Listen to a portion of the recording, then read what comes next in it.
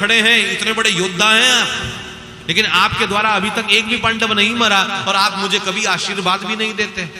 तो पितामह ने कह दिया क्रोध में भरकर कि कोई बात नहीं, कल के युद्ध में हम अर्जुन को मार देंगे।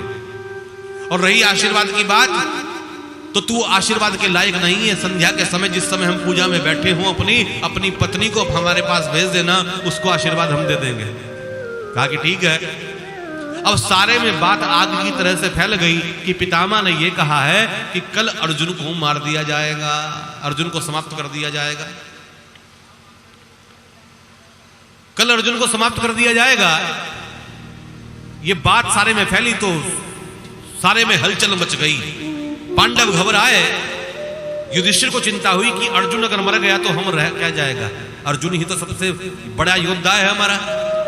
युधिष्ठिर भगवान के पास गए और भगवान से जाकर कहने लगे, महाराज पितामह ने प्रतिज्ञा ली है कि कल के युद्ध में वो अर्जुन को मार देंगे, और अर्जुन अगर मर गया तो हम तो वैसे ही हार जाएंगे।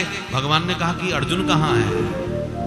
कहा कि अर्जुन तो अपने शिविर में होगा। और शिविर में जाकर देखा युधिष्ठिर की नकुल, सहदेव, भीम और भगवान कृष्ण सब गए अर्जुन के शिविर में, तो अर्जुन सो रहे हैं। अर्जुन भगवान ने उठाया, अरे भाई उठ जा।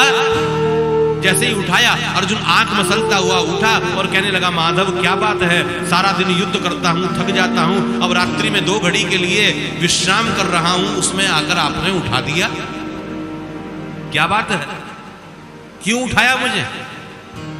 तो मानो भगवान कहने लगे, अर्जुन तुझे पता नहीं कि पितामह ने क्या प्रतिज्ञा ली है? पितामह ने प्रतिज्ञा ली है कि कल के युद्ध में तुझे मार दिया जाएगा, तुझे समाप्त कर दिया जाएगा। तुझे नींद आ रही है? अर्जुन हंसने लगा और अर्जुन ने बड़ा सुंदर उत्तर दिया। और उत्तर में कहा अर्जुन ने कि जिसको बचाने वाला जाग रहा हो ना, उसको सोने में कोई दिक्कत नहीं है। प्रभु आप तो जाग रहे हैं ना, आप देख लेना कल क्या होगा। और इतना कहकर अर्जुन फिर सो गया। जाको राखे साईया, मार सके ना को। अरे जिसको भगवान रक्षा करे उसको कौन मार सकता है? भगवान जाग रहे हैं और जिम्मेदारी छोड़ दी भगवान के ऊपर कि आप देख लेना। भगवान सोचने लगे, ओहो हम समझाने आए और जिम्मेदारी हमारी बढ़ गई, चलो कोई बात नहीं। युधिष्ठिर आर्त भाव से देखने लगा और कहने लगा, प्रभु हमारी लाज रख लेना। कहा कि द्रौपदी कहाँ है? द्रौपदी को बुलाया और द्रौपदी को कहा कि तुरंत तो 16 तरह का श्रृंगार करो। तुरंत 16 तरह का श्रृंगार किया। द्रौपदी ने सामने आई, कहा कि क्या करना है, कहां जाना है? कि मेरे साथ पितामह के कक्ष में जाना है और पितामह के कक्ष में पितामह से आशीर्वाद लेना है तुम्हें। 16 तरह का श्रृंगार कराया और चलने लगी। कहा कि रुको, घूंघट डालकर चलो। घूंघट डलवाया द्रौपदी का और पितामह के कक्ष के बाहर जाकर खड़े हो गए और कहा, देखो द्रौपदी, पितामह के कक्ष में जाकर आशीर्वाद मांगना और जब तक वो आशीर्वाद ना दे दें तो घूंघट मत उठाना। और एक रूप से पहुंच गए। उधर दुर्योधन की पत्नी चली है भगवान से आशीर्वाद, पितामह से आशीर्वाद लेने के लिए, क्योंकि दुर्योधन को कहा था ना पितामह ने कि अपनी पत्नी को भेज देना। वो चली भानुमति, तो एक रूप से पहुंच गए। भानुमति ने भगवान को प्रणाम किया कि प्रभु प्रणाम स्वीकार करो। भगवान ने पूछा, भानुमति कहां जा रही हो? कि पितामह के कक्ष में जा रही हूं, इन्होंने मुझे कहा है पितामह से आशीर्वाद लेने के लिए।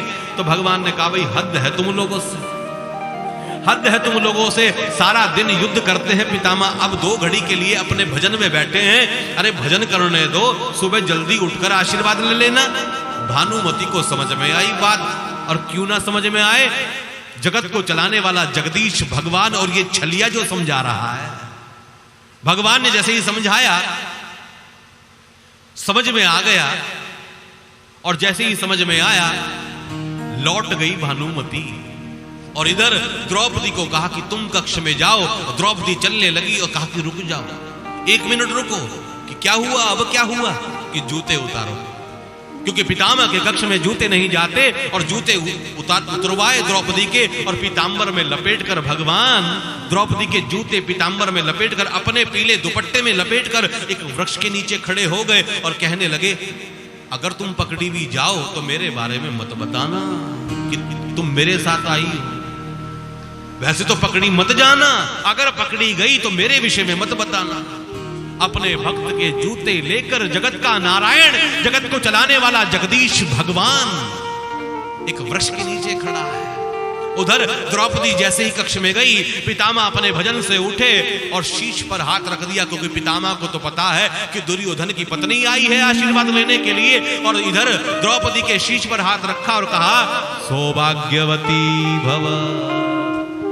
और जैसे ही कहा सौभाग्यवती भव, द्रौपदी ने अपना घूंघट हटाया और कहा पितामह प्रणाम। कहा कि द्रौपदी तुम कहां से आ गई? तो द्रौपदी के नेत्रों में जल भर आया और द्रौपदी कहने लगी पितामह, क्या इस आशीर्वाद के लायक मैं नहीं हूं क्या? क्या यह आशीर्वाद मुझे प्राप्त नहीं होगा क्या? यह आशीर्वाद मुझे नहीं चाहिए क्या? तो मानो पितामह के नेत्रों में भी जल भर आया और पितामह कहने लगे देवी, आशीर्वाद तो तुझे ही प्राप्त होना था, लेकिन अब मुझे जल्दी से यह बता दे वो छलिया कहां है, वो कन्हैया कहां है, वो कृष्ण कहां है? मानो इशारा कर दिया। गए पितामह दौड़े हुए तो अपने भक्त के जूते लेकर छिपे हुए खड़े हैं और जाकर दंडवत प्रणाम किया। पितामह ने लेटकर प्रणाम किया कि वाह प्रभु वाह, मेरे ही मुख से कहा कि मैं समाप्त कर दूंगा अर्जुन को और मेरे ही मुख से कहलवा दिया सौभाग्यवती भव। बोलो कृष्ण कन्हैया। कल के युद्ध में क्या होगा मुझे नहीं पता, कौन बचेगा कौन मरेगा महाराज मुझे नहीं पता। प्रभु मैं तो बस इतनी विनती करना चाहता हूं। पितामह ने कहा कि अंत समय में मेरी बुद्धि आपको याद कर पाए या ना कर पाए, मेरी मति आपको याद कर पाए ना कर पाए, प्रभु आप मुझे याद कर लेना। अंत समय में मैं जिम्मेदारी सौंप रहा हूं कि आप मुझे याद कर लेना। अरे बच्चा छोटा होता है ना, जब मेले में जाता है पिता के साथ जाता है तो बच्चा हाथ पकड़ कर जाता है, तो बच्चे ने पिता का हाथ पकड़ा होगा तो मेले की भीड़ में बच्चे का हाथ छूट भी सकता है, क्योंकि बच्चे की पकड़ कमजोर होती है। लेकिन जिस पिता ने अपने बच्चे का हाथ पकड़ा हो उसका तो हाथ कभी नहीं छूट सकता। बच्चा पिता का हाथ पकड़े तो छूट सकता है, लेकिन पिता बच्चे का हाथ पकड़े तो कितनी भी भीड़ हो छूट नहीं सकता।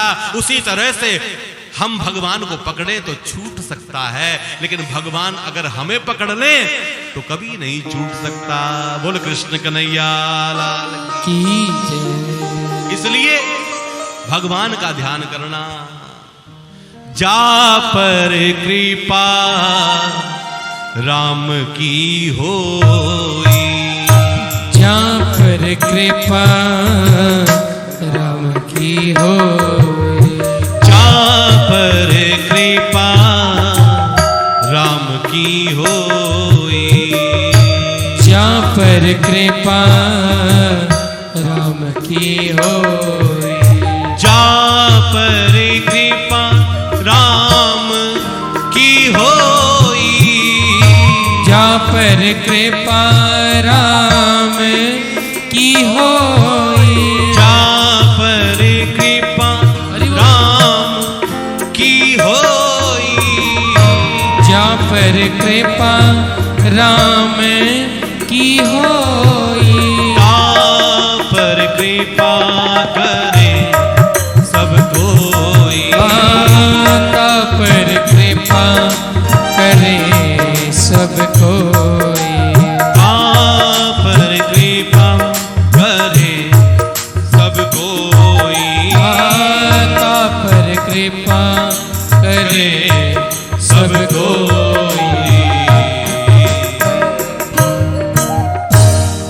तो उसी वचन को निभाने के लिए भगवान आज पितामह के सामने आकर खड़े हो गए। पितामह ने कहा प्रभु मेरी इच्छा है, अंतिम इच्छा है कि क्या, कि मेरी एक पुत्री है, मेरी कुंवारी कन्या है और जिसका विवाह मैं आपसे करना चाहता हूं। अब आजीवन ब्रह्मचारी रहने वाला पितामह ये कहे कि मेरी एक पुत्री है और उसका विवाह मैं आपसे करना चाहता हूं, ये बड़े आश्चर्य की बात है। भगवान ने पूछा कि कौन सी है आपकी पुत्री, आपने तो कभी विवाह भी नहीं किया, आपकी पुत्री कहां से आ गई?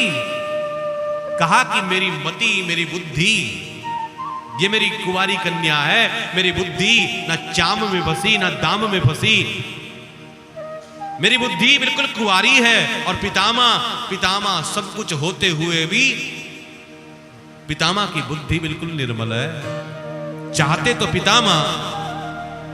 पितामह अगर चाहते तो बैठ सकते थे गद्दी पर, लेकिन पितामह